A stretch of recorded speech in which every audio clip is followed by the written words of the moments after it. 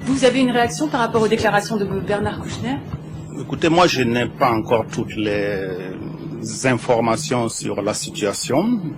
Je pourrais peut-être donner un avis motivé à l'issue de mes entretiens, des entretiens que je vais avoir à Conakry aujourd'hui.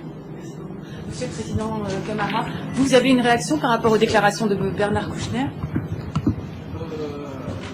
D'abord, je dirais que je n'ai pas affaire à un ministre des Affaires étrangères. Un ministre des Affaires étrangères, je n'ai pas discuté avec un ministre des Affaires étrangères. Ayez du respect pour moi. Et quand vous me parlez de Kouchner, Kouchner n'est que ministre des Affaires étrangères de la France. La France est un État souverain, la Guinée est un État souverain. J'ai à dialoguer avec mon frère, le respecté, le président Sarkozy. C'est lorsque le président Sarkozy prend une position, ça peut me laisser à réfléchir.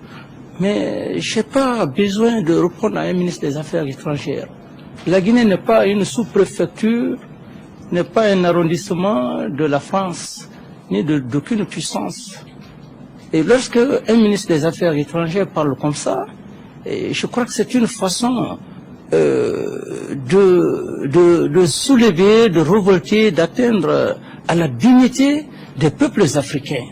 Et donc je crois que les 50 ans qui se sont passés, je crois qu'on doit essayer de taire ces vieux souvenirs. Alors, quel est mon rôle aujourd'hui? Mon rôle, c'est de rétablir une coopération sincère, franche avec la France. Parce que la France, je ne suis pas un ingrat, mon peuple n'est pas ingrat. Je ne dois pas m'occuper des individus, d'un individu par rapport à une nation. La France est une grande nation, est une puissance, et elle est représentée par le président Sarkozy. Donc, lorsque vous recevez l'une des plus grandes figures, le président Blaise Compaoré, et tout en lui coupant pour parler d'un ministre des Affaires étrangères, vous fustigez tous les ministres de l'Afrique. C'est ce qui est révoltant. Et l'Afrique ne se laissera plus faire. Nous ne sommes plus à l'époque d'antan. Il faut respecter les nations. Un ministre des Affaires étrangères, c'est un ministre des Affaires étrangères.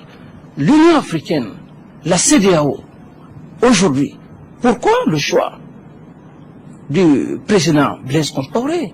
Le choix n'est pas un choix hasardeux. C'est un choix mûr, un choix mérité. Sur le plan de l'expérience, il est aujourd'hui l'une des grandes figures qui, à l'avenir, peut réunir l'Afrique. Et quand bien même que le président, le vieux Wade est là, aujourd'hui c'est un homme crédible, un homme auquel, pas que la Guinée, mais toute l'Afrique compte sur sa médiation. Et donc le président Dadis ne trouvera pas d'objection lorsque cet homme qui est respecté dans le monde essaie de poser les vrais problèmes de la Guinée, et le dialogue entre les leaders politiques, les forces politiques et, disons, le commandement et le gouvernement. Peut-être que les forces ou les leaders politiques vont rejeter ce qu'il va dire, mais quant à moi, j'ai la mission de défendre ma nation. Parce que c'est un homme qui a de la probité morale. C'est un homme, je crois qu'il n'est pas venu pour essayer d'opposer les Guinéens. Ce n'est pas de son genre. Il est intègre. Il est venu pour le dialogue, pour unir les enfants d'un même pays sur une table de réconciliation, pour échanger des idées et aussi essayer en sorte de gérer cette transition vers les élections présidentielles paisibles et acceptées de tous les Guinéens, de toute l'Afrique et de toute la communauté internationale.